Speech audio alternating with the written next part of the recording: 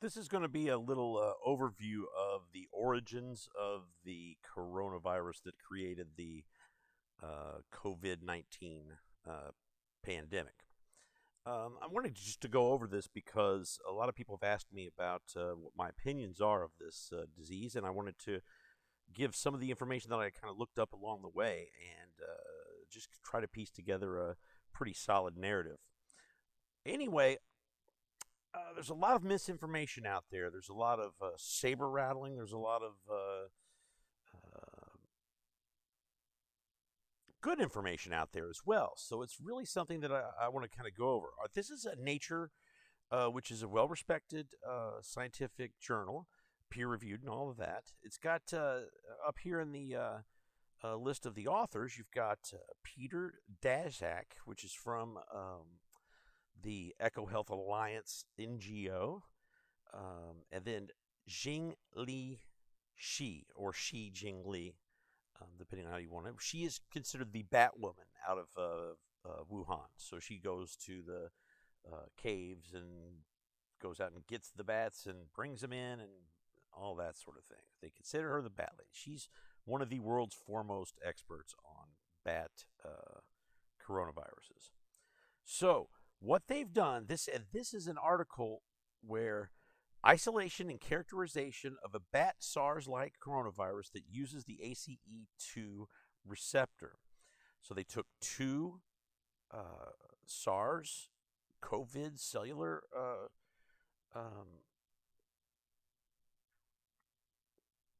molecules, and they put this into the what was it? What did it say? It's down here.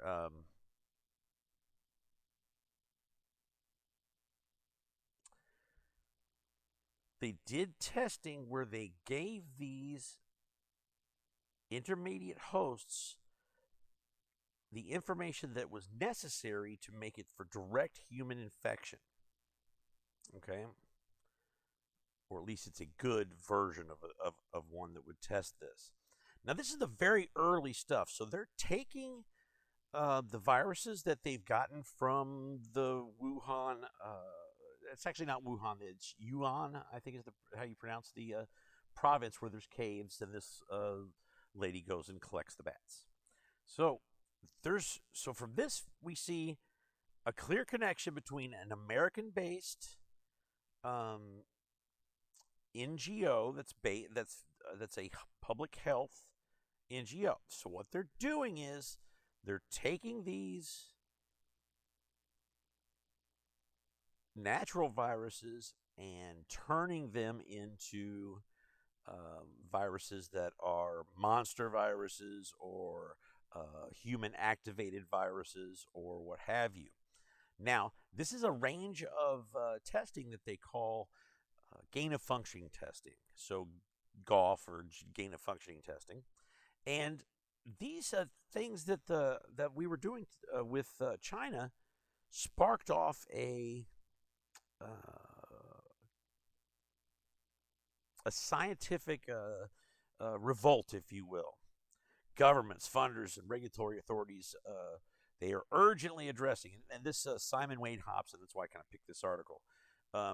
He was the leader of this movement, and he's out of France. So he was pushing back and saying, it's more dangerous to even do this testing in the first place. What you're gaining from doing the gain of research functioning or function testing is looking at a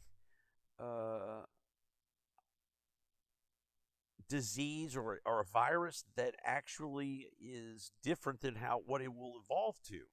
Now, I guess there is some information about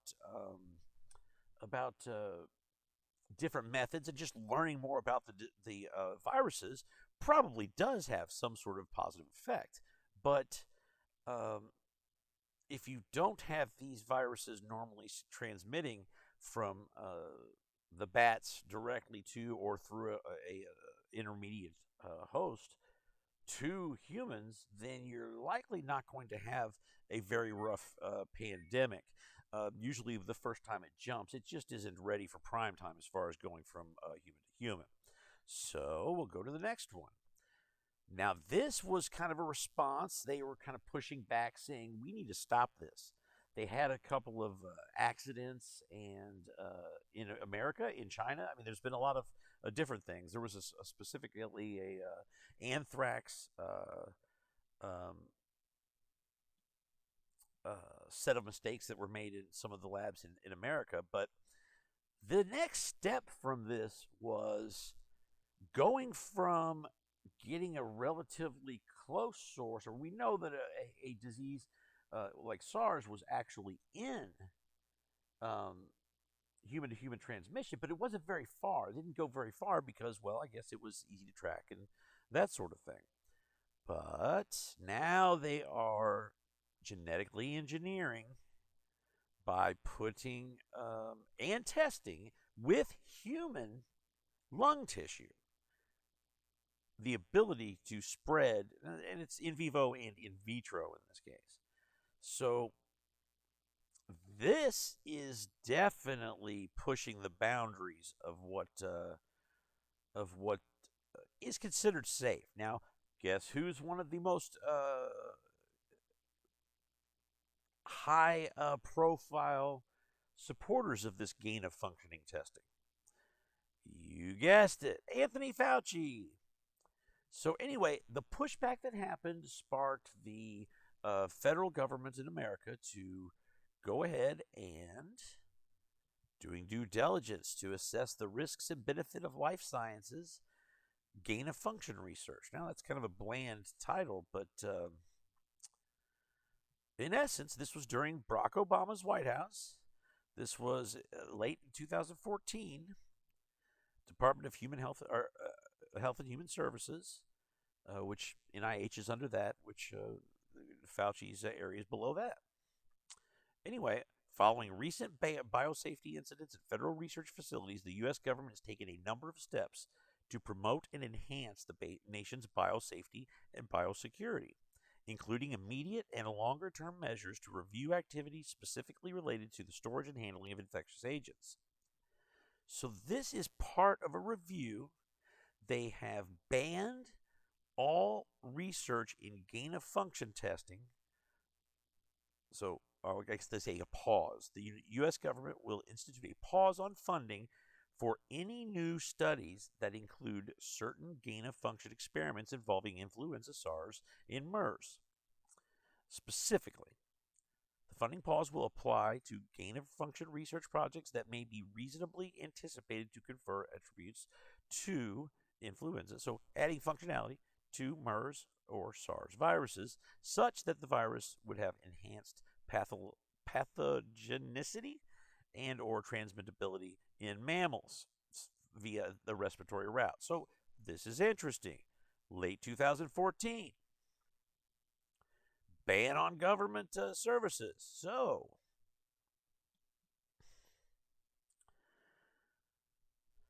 the ban was kind of an it was an open-ended ban. So that ban went from 2014, and I could spoil the surprise, but it went through to, I believe, 2018. But what we're going to see here, now this is just they did reports to say, is this stuff safe? We're going to review our policies. We're going to review our practices. Are we doing everything we can? Or is it just not worth messing with, playing with fire, as it were, in letting these experiments go on in the first place? But at the same time, so this is one of the studies that says ethical analysis of gain of function research. Following controversy surrounding the research published in 2012, it led to the creation of highly pathogenic H5N1 avian influenza virus strains that were airborne transmittable between ferrets, and more recent reports of biosafety mishaps involving anthrax, smallpox, and H5N1 in government laboratories. Barack Obama called for a pause. All right, so it goes on, talks about these things for a while. The different ethical literature talking about minimization of risk, manageability of risks, justice, good governance, evidence decision making, international outlook, and engagements. Lots of stuff here that goes into the areas. But what are we going to talk about now? Dual use research of concern. Okay. On one area, you've got trying to prevent pandemics of potentially zoonotic, meaning transferring from a bat host or any other animal host to humans. That's one piece, and that's kind of the gain of function testing. But there's also the biosafety slash bioweapon side of things. So that's where things start to get more interesting. All right, so we're going to move forward a little bit, but the idea here is I don't know exactly where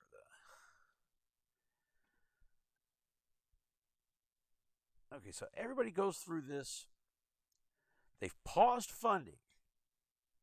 That's very important. Except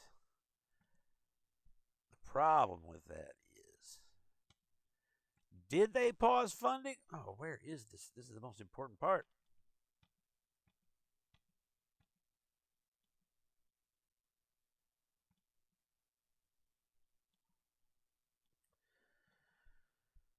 All right. Well, they go through. They do this information. COVID comes out. COVID-19, we should say. And lots of stories like this. No credible evidence supporting claims of the laboratory engineering of SARS-CoV-2. So that's not credible. We see that. It goes through and it says, well, there's various reasons, but it's a 2-page paper. It's not a lot. It does have some information about the going to the Wuhan lab. But they noticeably don't actually go and talk to the actual scientists that were at that lab. So at least the ones that were connected. Well, at the same time, no, there was no credible evidence, but the uncanny similarity of unique inserts in the 2019 nCoV spike protein to HIV-1 GP120. This is saying, and you can see on this was put out because this was a rush and it was very important. This is a big time Kusuma School of Biological Sciences at the Indian Institute of Technology. This paper went straight out to a peer review position on the web, so people could go take the peer review and then go ahead and take the information and do their peer reviews. It's a way that they share before it gets published. So regardless, they went through and figured out, once they got the information, this is early. This is very early in the pandemic, January 31st. So they go through methodology. They go ahead and they look on the big software. They've got the blast and the blast in, and they go through and figure it all out. So you go through. So this, again, I want you to keep in mind, this is no credible evidence supporting claims. Now, again, I don't want you to go through too far, but they're going through some pretty serious stuff here. We translated GAG protein enables interaction of virus with negatively charged host surface. Again, this goes on and on. There's lots of stuff, and it's all Greek to me, in a lot of ways. Evolutionary analysis. It's been speculated that this is a variant of coronavirus derived from an animal source, which got transmitted to humans. Considering the change of specificity for host, we decided to study the sequences of spike glycoproteins, the S proteins of the virus. So this is something that they went and looked at. Insertions. So the insertions are going to be insertions of proteins or bits of proteins or amino acids or what have you that get put into the genome to replace what's there already, in fact, to give this the gain of function. So they had 4 different proteins that they feel were inserted that matched other known viruses in the database, the worldwide BLAST database. To our surprise, these sequences insertions were not only absent in the S protein of SARS, but were also not observed in any other member of the coronavirus family. This is startling. This is quite unlikely for a virus to have acquired such unique insertions naturally in such a short duration of time. Insertions share similarity to HIV. Now, this means they're playing with parts of the code, the genome of a HIV virus. And from what I've also heard from other stuff is that they did have some of the other ones were actually related to malaria. So our work highlights novel evolutionary aspects of the 2019 COVID and has implications on the pathogenesis and diagnosis. Anyway, short segments of amino acids in the HIV1, GP120, and GAG among all annotated virus proteins in the NCBI database. This uncanny similarity of novel inserts in the 2019 nCoV spike protein is unlikely to be fortuitous. So that's a really careful way of suggesting that.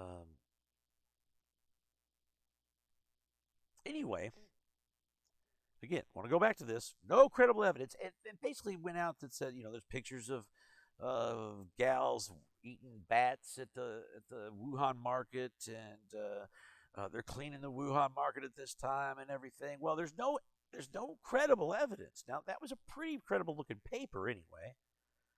But this right here, French Nobel Prize winner. So the information on this guy is he is the guy who discovered the HIV-1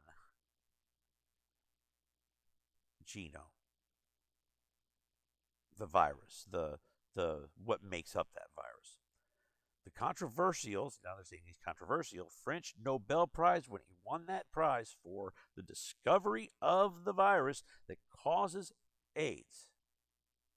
So he knows that specific virus, and he comes out, and in response to the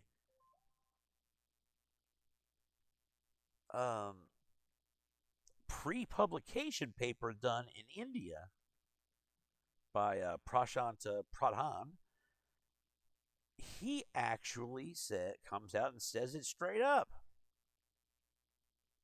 And this is in response to their article.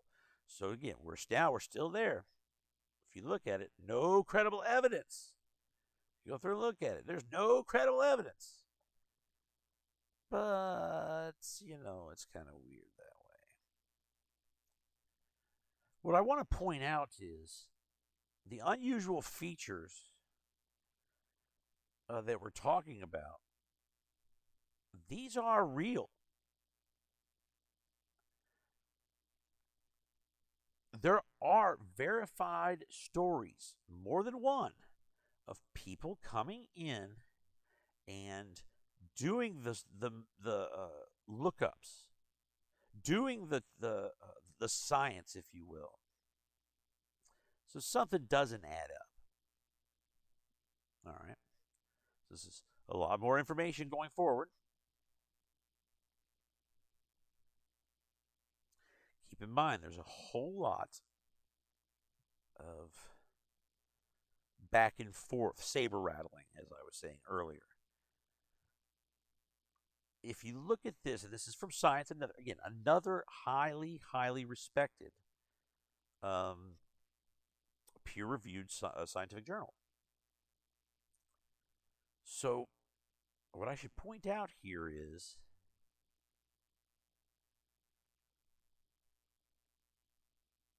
this is May 21st. Stuff is popping off. The French Luc Montagnier who won the Nobel laureate who discovered HIV, is and outright saying, in the Wuhan lab, they added HIV inserts to make a bat virus transmissible across human to human. So,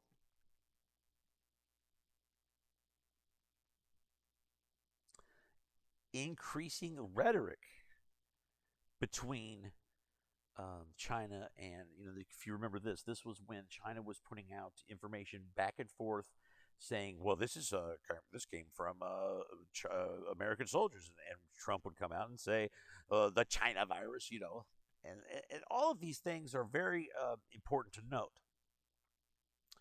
Now, I did some searching on this stuff, and this is one thing that kind of came up. I started seeing sites that were kind of preventing me from going there, so I did want to mention that, but that's an interesting piece of it. Now, I do need to figure out where this one went. Oh, okay, here we go.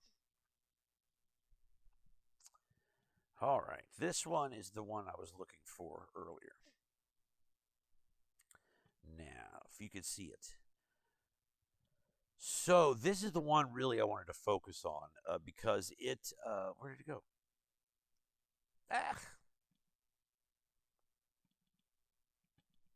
Oh, man.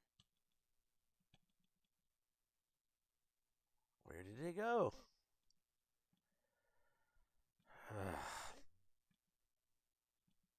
Oh, there it is.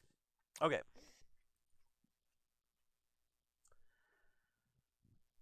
Because we're not getting it all together, sometimes you think it's really hidden somewhere. The point that I want to bring up here is this is also happening at the same time in the strategy series.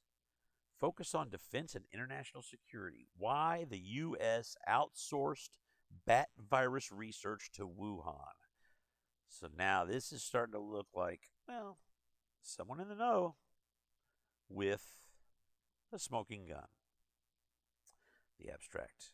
A U.S. NIH-funded $3.7 million project was approved by Trump's COVID-19 advisor, Dr. Anthony Fauci, in 2015. So that was the second article I got from Nature that I was showing you, the results of that.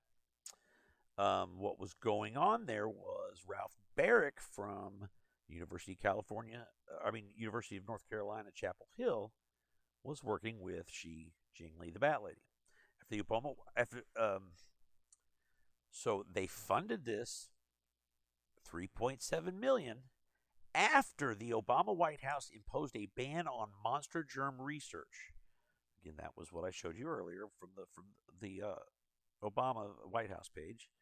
The federal government declared a moratorium of gain-of-function researching to weaponize viruses related to influenza, Middle Eastern respiratory syndrome, MERS, and severe acute respiratory syndrome, SARS. As a result, the research was outsourced to China's Wuhan Institute of Virology, which is currently the center of scrutiny for COVID-19. Tells you a little bit about her, tells you a little bit about her policy. Anyway, so she has been told to kind of go through and to do some research. After a temporary detente between the United States and China to put aside the blame game and cooperate to fighting COVID-19, it seems conspiracy theories are once again flaring up and sabotaging joint efforts. So, what we notice is, and we don't exactly have a link here, but we feel that Fauci's group continued funding gain-of-functioning testing, which was against the Obama White House's pause. Now, what they did was they took the stuff that was at University of California, Chapel Hill and sent it to Wuhan. So they outsourced it, but they funded it. Now, I believe they funded it through the Echo Health Alliance, which was an NGO based in New York City, which has ties with both NIAID, which Fauci runs, and So, as such, okay. So at the time they had problems. They had CDC had closed 2 labs, halted some biological shipments in the wake of several incidents in which highly pathogenic microbes were mishandled by federal laboratories. All right, so that's not good. They're shutting out. These genetically engineered monster germs. They're saying, well, this is no good. There's backlash from France, from Canada, and we just had a couple of accidents. So publicly, Obama says we're going to put a pause to it. Understandably, China's lab would also likely struggle with these safety issues if we are also, given the fact that U.S. labs also share similar problems. Indeed, January 2018, the U.S. Embassy in Beijing sent cables warning about safety of the Wuhan lab and asked for help. The cable warned the researchers it showed that various SARS-like coronaviruses can interact with ACE2, the human receptor identified for SARS coronavirus, meaning bat coronaviruses can be transmitted to um, via humans to cause SARS-like diseases. Now, the U.S. is up in arms with COVID-2 to hold China accountable for the global pandemic. Lawsuits have been filed. Dan Crenshaw put out some information. Tom Cotton put some legislation in for this. U.S. spy agencies were investigating whether the virus originated in the Wuhan lab. The evidence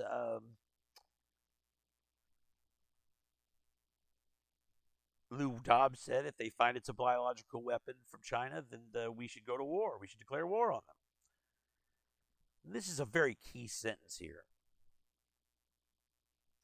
Nonetheless, it is unclear what the legal ramifications would be if the virus is indeed leaked from a Chinese lab. But from a research project that was outsourced and funded by the U.S. government.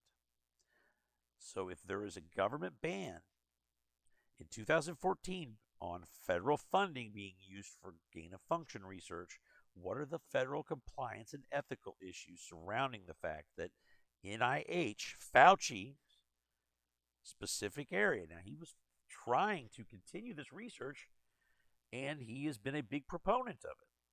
They still gave federal funding instead of private funding to the Wuhan lab to continue the experiments. So Fauci has stuff to hide. America has stuff to hide. And I believe that China has stuff to hide.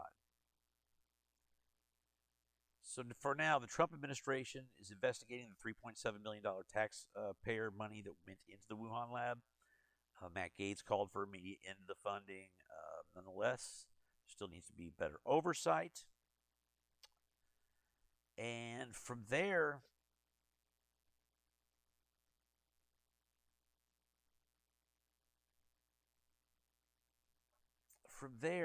things start to go a little haywire.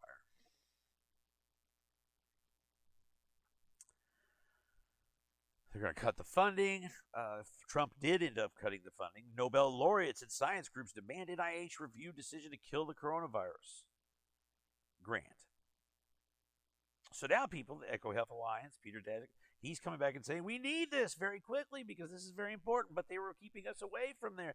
It's tough to say what was actually going on there, but lo and behold, in August, NIH awards $7.5 million grant to EcoHealth Alliance.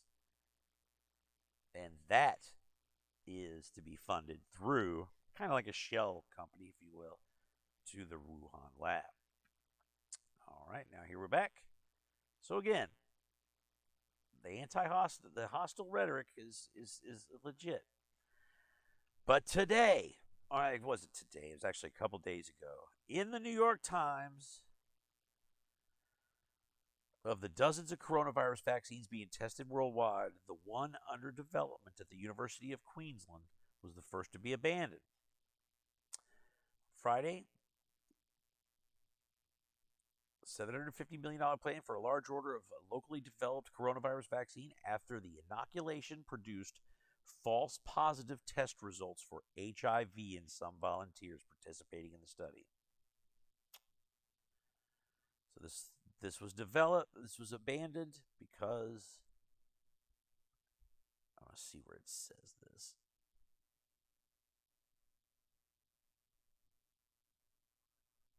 Of the dozens of coronavirus vaccines being tested worldwide,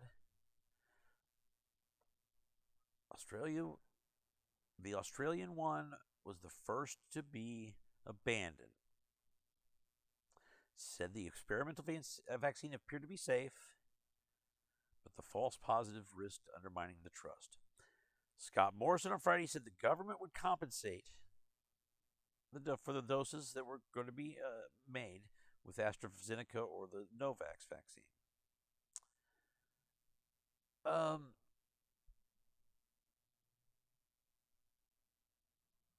The thing that I want to point out is, I want to look where that is. The United States pulled a step closer. The trouble that arose with the vaccine developed by the University of Queensland and the biotech company CSL was related to its use of 2 fragments of a protein found in HIV. Does that sound familiar?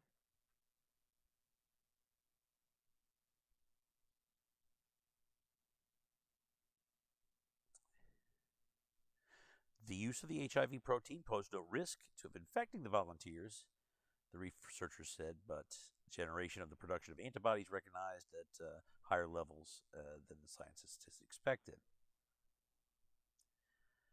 What I wanted to get from this, I think it said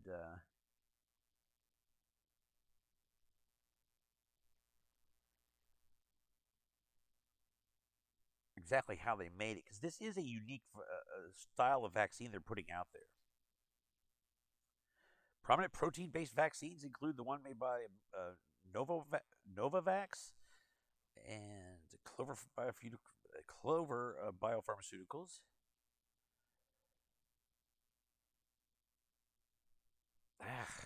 Where is this?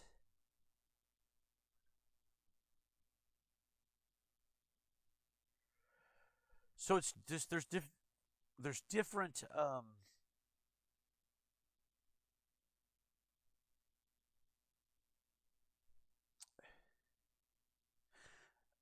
there's different styles of vaccine, and these are the new PCR, reverse PCT.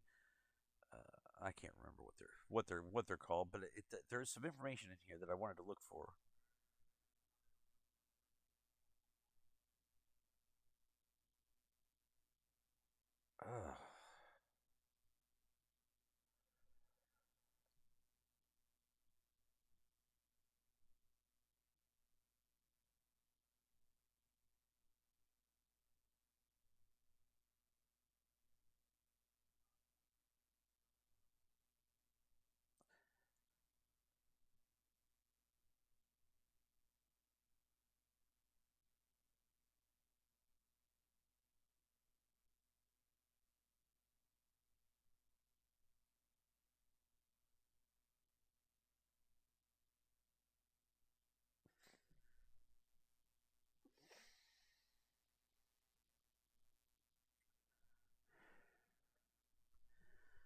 All right, well, I'm having a hard time finding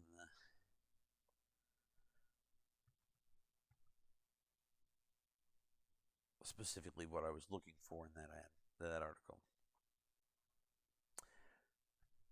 In the end, what I wanted to tell you is that the source of this is highly likely to be from the Wuhan lab, but originally from a lab in the United States.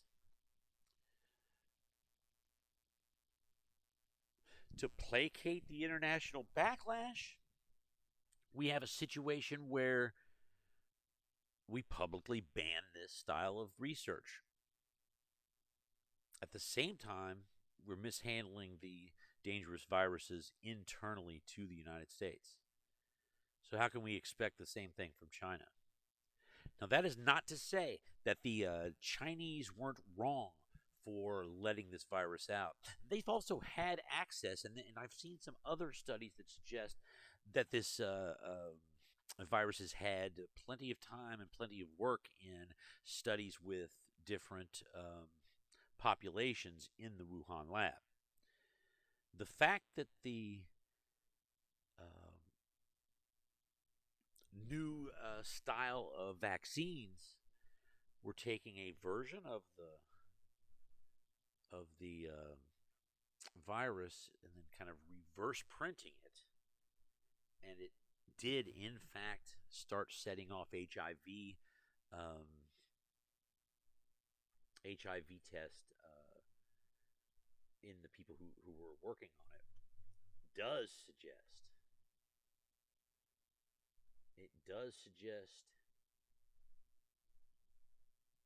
that in fact there is very much credible evidence that this is where it's from. So sometimes it looks like we're not getting the full truth. And Fauci went right back to funding this twice when the president's, supposedly the head of the administrative state, ordered the specific dropping of these types of studies. It's very hard for a president to be in charge of everything, but just understand that there is scientific backlash for the most likely origin of this particular virus. Did their actions in allowing people to travel, if that's something like 2.8 million people to travel outside of the Wuhan province after the infections were widespread? Were the reporting and withholding of information about the virus and the pressuring the original people who were putting it on the web, was that censorship negligent? And what was the ultimate result? How do you actually calculate this? What is the harm to everybody? It turns out it starts to look to me like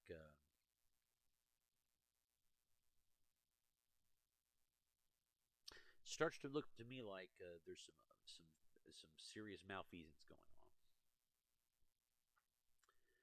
So I would like to go ahead and thank everybody for watching my list of the issue of the origin of this virus. I also would like to say that I believe they had a pretty good idea of exactly how well this virus worked in the infections department, and that's where stuff becomes conspiracy theory. Because if you're going after the guy who won a Nobel Prize, and they put a tagline underneath a picture, Professor Luc Montagnier is a controversial figure within the scientific community. This shows you the fake news. Just because it's fake news doesn't mean that there's not more people who are duplicitous in their actions and their words. All right, well, thank you very much. What a crazy ride.